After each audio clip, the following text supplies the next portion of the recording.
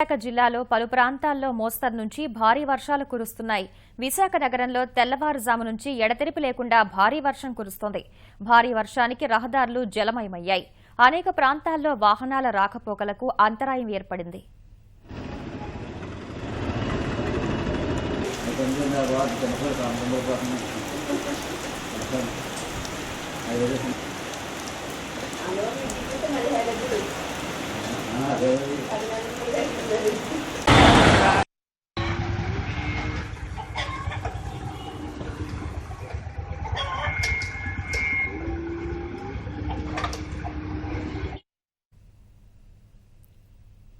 విశాఖలో తాజా పరిస్థితిని మా ప్రతినిధి నాగేశ్వరరావుని అడిగి తెలుసుకుందాం. నాగేశ్వరరావు, చెప్పండి, జిల్లాలో ఎక్కడెక్కడ వర్షం కురుస్తోంది?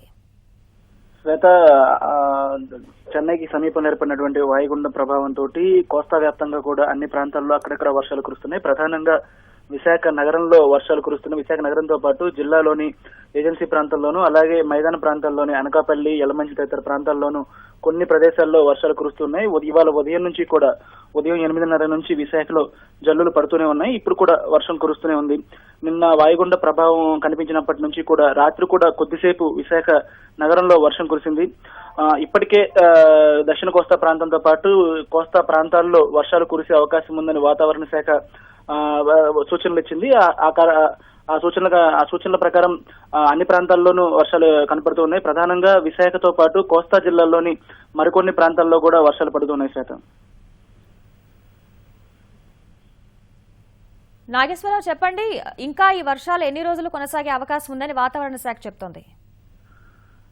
ప్రస్తుతం బంగాళాఖాతంలో ఏర్పడినటువంటి వాయుగుండం చెన్నైకి తూర్పు ముఖంగా ఇవాళ ఉదయం 7:30 గంటల సమయానికి తూర్పు ముఖంగా 90 కిలోమీటర్ల దూరంలోను, తమిళనాడు తీరానికి 70 కిలోమీటర్ల దూరంలోనూ కేంద్రీకృతమై ఉంది. దీని ప్రభావంతో 2 రోజుల పాటు వర్షాలు కురిసే అవకాశం ఉంది వాతావరణ శాఖ ఇప్పటికే చెప్పింది.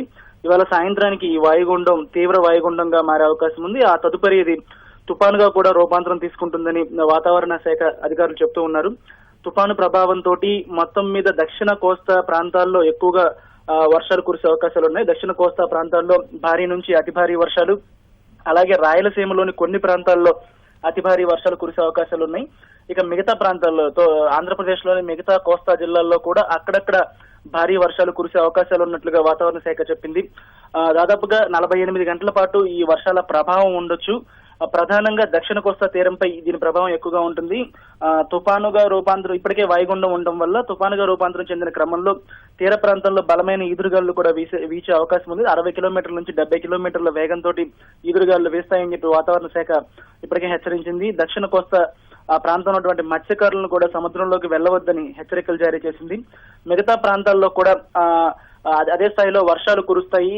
దక్షిణ కోస్తాలో తీవ్రంగా ప్రభావం ఉన్నప్పటికీ మిగతా ప్రాంతాల్లో కూడా అక్కడక్కడ ఐసోలేటెడ్ రైన్స్, అంటే కొన్ని ప్రాంతాల్లో కుంభవృష్టి కురిసే అవకాశం ఉంటుందని వాతావరణ శాఖ చెప్పింది.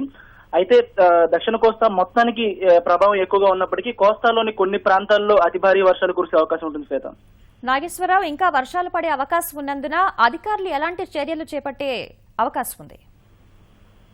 ఇప్పటికే వాతావరణ శాఖ హెచ్చరికలు జారీ చేసింది. అప్రమత్తంగా ఉండాలి. ఎందుకంటే మిగిలిన ప్రాంతాల్లో దీని ప్రభావం ఎక్కువగా చెన్నై నగరానికి ఉన్నప్పటికీ కూడా వాయుగుండం ఉత్తర దిశగా కదులుతున్నందున తుఫాను ఆంధ్రప్రదేశ్ తీరంలో తీరాన్ని దాటే అవకాశం ఉంటుంది. కాబట్టి ప్రధానంగా కోస్తా జిల్లాలు ప్రకాశం, నెల్లూరు జిల్లాల ప్రజలు అప్రమత్తంగా ఉండాలని వాతావరణ శాఖ హెచ్చరించింది. ఇప్పటికే ఆ జిల్లా యంత్రాంగాలను కూడా ప్రభుత్వం ఆదేశించింది ముందస్తు ఏర్పాట్లు చేసుకోవాల్సిందిగా. అలాగే రాయలసీమ జిల్లాల్లో కూడా అక్కడక్కడ వర్షాలు ఎక్కువగా ఉండడం వల్ల లోతట్టు ప్రాంతాల ప్రజలు, ప్రధానంగా చిత్తూరు జిల్లాలో ఉన్నటువంటి లోతట్టు ప్రాంతాల ప్రజలు అప్రమత్తంగా ఉండాలని చెప్పి వాతావరణ శాఖ హెచ్చరికలు 2-3 రోజుల క్రితమే హెచ్చరికలు జారీ చేసింది. ఇప్పటికే ప్రభుత్వ యంత్రాంగం అంతా కూడా సన్నద్ధమై ఉంది. మిగతా జిల్లాల్లో కూడా ఉత్తర కోస్తాతో పాటు మిగతా కోస్తా జిల్లాల్లో దీని ప్రభావం అంతగా ఉండకపోయినప్పటికీ అధికారులు మాత్రం ముందస్తుగానే అప్రమత్తమై ఉన్నారు. శ్వేత,